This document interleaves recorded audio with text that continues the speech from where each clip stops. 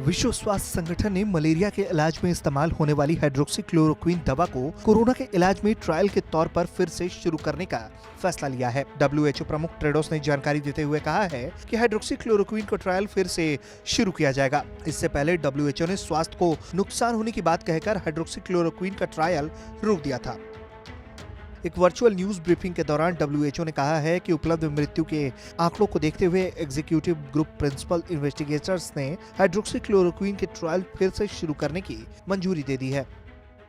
As of now, there's no evidence that any drug actually reduces the mortality in patients who have COVID-19, and in fact, it's an urgent priority for all of us to do the needed studies, to do the randomized clinical trials in order to get that evidence as quickly as possible. So WHO is very much in favor of and encourages the continuation of randomized trials that are looking at different drugs to reduce mortality, but also to reduce the severity of the illness. And these are the big public health questions that we are trying to answer.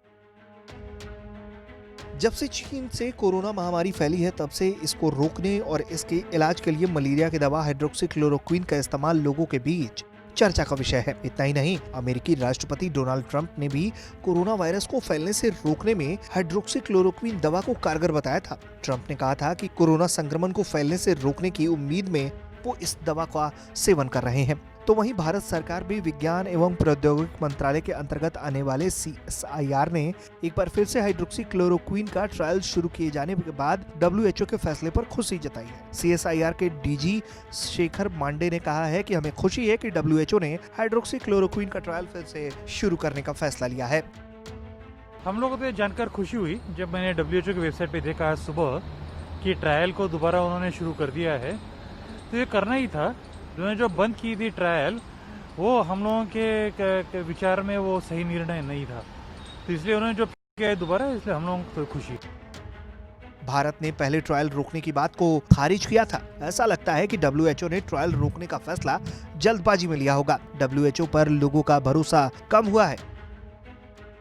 ऐसे में चाहिए था कि वो अस्थायी तौर पर trial suspend करने से पहले आंकड़ों का सही से विश्लेषण करता।